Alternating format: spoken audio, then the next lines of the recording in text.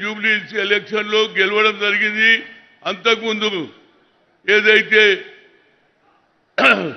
Cantonment లో కూడా గెలవడం జరిగింది. కనుక రేపు జరగబోయే ఈ సర్పంచ్ ఎన్నికల్లో తప్పనిసరిగా సర్పంచులను మీరు గెలిపియాలి, అభివృద్ధిని చూసి ఓటు వేయాలి. అదే బీజేపీ వాళ్ళు అసెంబ్లీలో, బీఆర్ఎస్ వాళ్ళు అసెంబ్లీలో 42% ఏదైతే కామారెడ్డిలో సిద్ధరామయ్య సమక్షంలో డిక్లేర్ చేశాము. కానీ ఇవాళ కోర్టులు మాకు అడ్డం వస్తున్నాయి. గతంలో కూడా ఇదే జరిగింది. ఆనాడు ఐఐటి ఐఐఎంలో రిజర్వేషన్ లేదని సుప్రీంకోర్టు కొట్టేస్తే అదే సోనియా గాంధీ యూపీఏ చైర్పర్సన్ గా madam we're coming from the local language Tamil, Malayalam, Telugu, ఒరియాలో చదువుతాం. Talent is not give opportunity doctor Manmohan Singh గారికి చెప్పి ఆనాడు బిల్లు పెడితే బిల్ పాస్ అయింది. ఐఐటీలో చదివిన ఇంజనీర్లకు ఒక్కొక్కరికి 1,30,000 జీతం వస్తుంది. All India institute of medical science లో డాక్టర్లు అవుతున్నారు. అదే నరేంద్ర మోడీ ఇప్పటి వరకు నేను 3 సార్లు కలిసిన అయితే ఓబీసీ ఎంపీస్ కన్వీనర్ గా అయ్యా కులగన చేయండి, ఒక సెపరేట్ మినిస్ట్రీ చేయమన్నాం. మా బీసీలు ఎక్కువ శాతం ఉన్నారు. అదే విధంగా రాహుల్ గాంధీ గారు కన్యాకుమారి నుంచి కశ్మీర్ వరకు నడిచిన తర్వాత ఆయనకు ఒక ఆలోచన వచ్చింది. ఎస్సీ ఎస్టీలకే కాదు, అధిక సంఖ్యలో ఉన్నటువంటి 56% ఉన్నటువంటి బీసీలకు అన్యాయం జరుగుతుంది. కనుక we come to the power, will conduct caste wise census, జితనా హిస్సేదారి ఉత్తి భాగీదారి అని చెప్పడం జరిగింది. అదే ఇంప్లిమెంట్ చేసినటువంటి రేవంత్ రెడ్డి ఇవాళ ఇక్కడ ఉన్నటువంటి పార్టీలు అదేవిధంగా కోర్టులు కూడా మాకు వ్యతిరేకం. ఎప్పుడు కూడా కోర్టులలో బడుగు బలైన వర్గాల సంఖ్య తక్కువ ఉన్నది. అందుకుంటే రాహుల్ గాంధీ అన్నాడు 90% జనానికి 10% లాభం చేస్తున్నారు. కనుక తప్పనిసరిగా రేపు జరగబోయే శీతాకాల సమావేశాలు జరుగుతున్నాయి పార్లమెంట్ లో. మా రాహుల్ గాంధీ గారికి రిక్వెస్ట్ చేస్తున్నా, మీరు తప్పనిసరిగా 9th షెడ్యూల్లో పెడితేనే మాకు న్యాయం జరుగుతుంది. 50% సీలింగ్ ఎత్తుని ఇందిరా సహాని కేసులో ఏదైతే నిర్ణయం తీసుకున్నారో దానికి వ్యతిరేకంగా పార్లమెంటులో మా రాహుల్ గాంధీ గారు బిల్లు పెడితే తప్పనిసరిగా ఎవరు బీసీలకు ఫేవర్ ఉన్నారు, ఎవరు లేరు అనేది తేలిపోతుంది.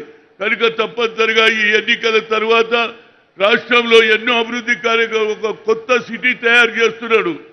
అది తప్పనిసరిగా ఈ ప్రాంతంలో ఎంతో మంది ఇతర దేశాల వాళ్ళు కూడా మన దేశానికి వస్తున్నారు, పెట్టుబడులు పెడుతున్నారు, ఉద్యోగాలు వస్తాయి.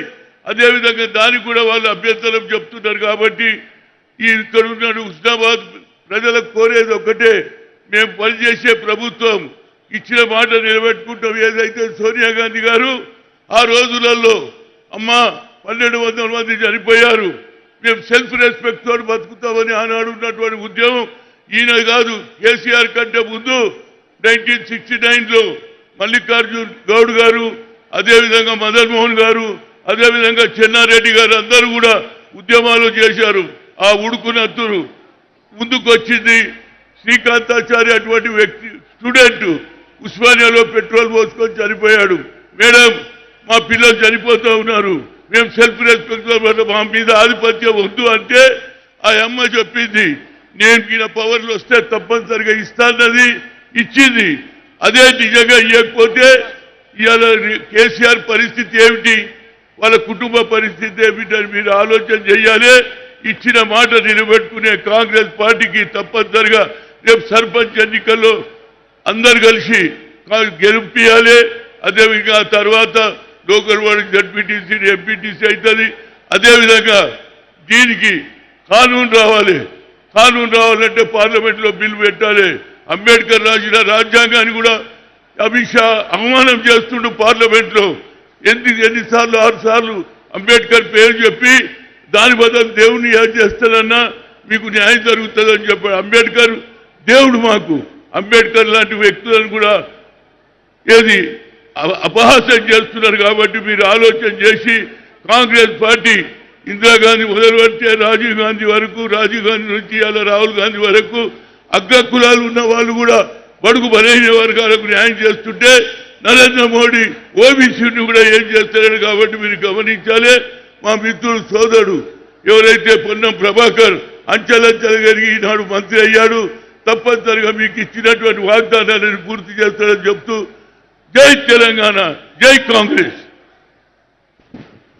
వేదిక మీదకి ఇప్పటికే విచ్చేసినటువంటి గౌరవనీయులు డాక్టర్ వివేక్ వెంకటస్వామి గారు, అదేవిధంగా గౌరవనీయులు పెద్దలు శ్రీధర్ బాబు గారు, దుద్దిల శ్రీధర్ బాబు గారిని, గౌరవనీయులు పెద్దలు అడ్డూరు లక్ష్మణ్ కుమార్ గారిని, అదేవిధంగా ఇప్పటికే వేములవాడ ప్రభుత్వ విపు ఆది శ్రీనివాస్ గారు వచ్చేసినారు. కుడా చైర్మన్ వెంకటరామరెడ్డి గారు వచ్చినారు. Finance committee vice chairman Sirisilla Rajaiah గారు వచ్చినారు. మానకొండూరు శాసనసభ్యుడు కవంపల్లి సత్యనారాయణ గారిని, చొప్పదండి శాసనసభ్యులు మేడిపల్లి సత్యం గారిని, అదేవిధంగా పెద్దపల్లి శాసనసభ్యుడు విజయ రమణారావు గారిని, జైత్యాల శాసనసభ్యుడు సంజయ్ గారిని, వర్ధనపేట శాసనసభ్యుడు నాగరాజు గారిని కూడా వేదిక మీదకి రావాల్సిందిగా కోరుతా ఉన్నాను. అదేవిధంగా మాజీ శాసనసభ్యులు మోహన్ గారు, అర్బన్ బ్యాంక్ చైర్మన్ కర్ర రాజశేఖర్ గారు, మాజీ హౌస్ఫెడ్ చైర్మన్ శ్రీరామ్ చక్రవర్తి గారు, హుజురాబాద్ మాజీ అభ్యర్థి ప్రణవ్ గారు, సిద్దిపేట జిల్లా కాంగ్రెస్ అధ్యక్షురాలు ఆకాంక్ష రెడ్డి గారు, అదేవిధంగా సిరిసిల్ల జిల్లా కాంగ్రెస్ అధ్యక్షులు సంగీతం శ్రీనివాస్ గారు, సంగీతం